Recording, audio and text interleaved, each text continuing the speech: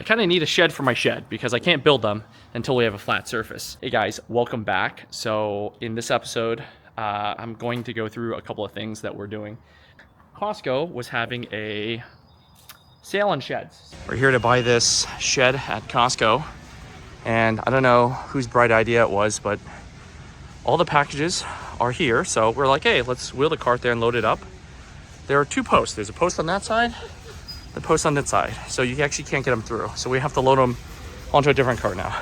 So these are 4x6 sheds. They're kind of small, but I figured we can put them on the side where the ball went through our window. And that will give us a little bit of protection. If a ball hits, it'll hit the back of this first instead of my window when I replace them.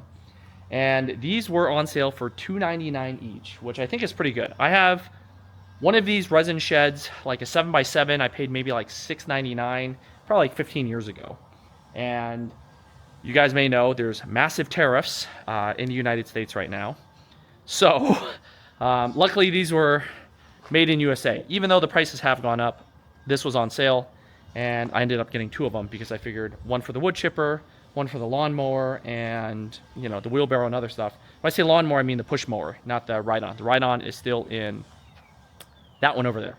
So in effort to put the shed down on a level surface, we did pick up a pallet of concrete, which we had to manually unload, which really sucks.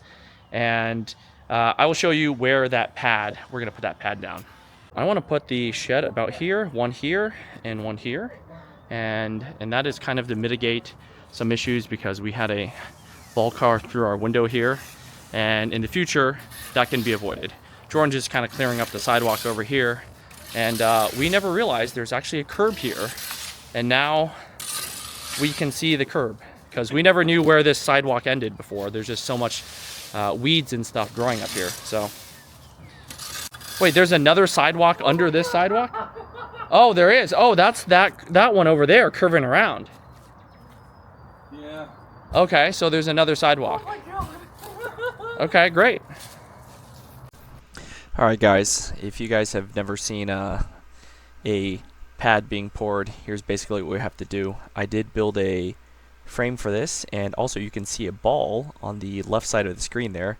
That is not my ball. That's another ball that flown over the fence, and that's one of the reasons why we are building the shed in this position.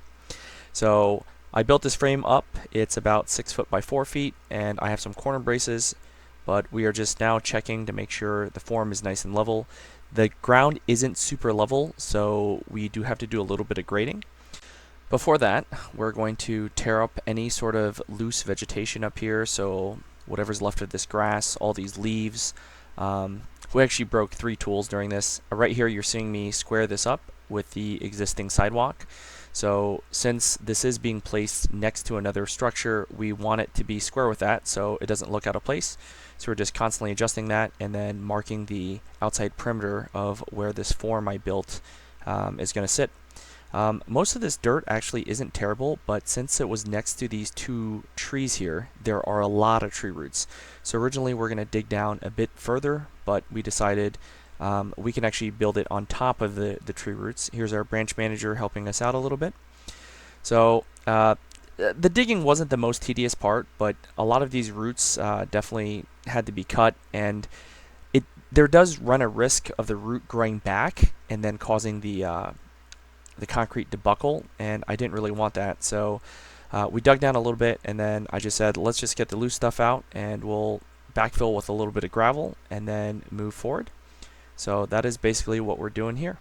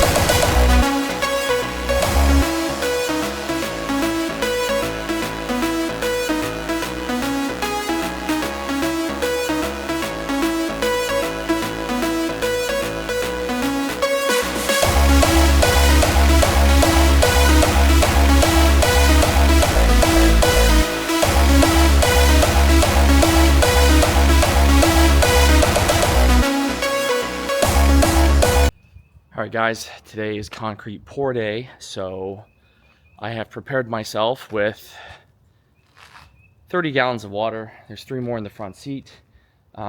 We do have our rebar as well.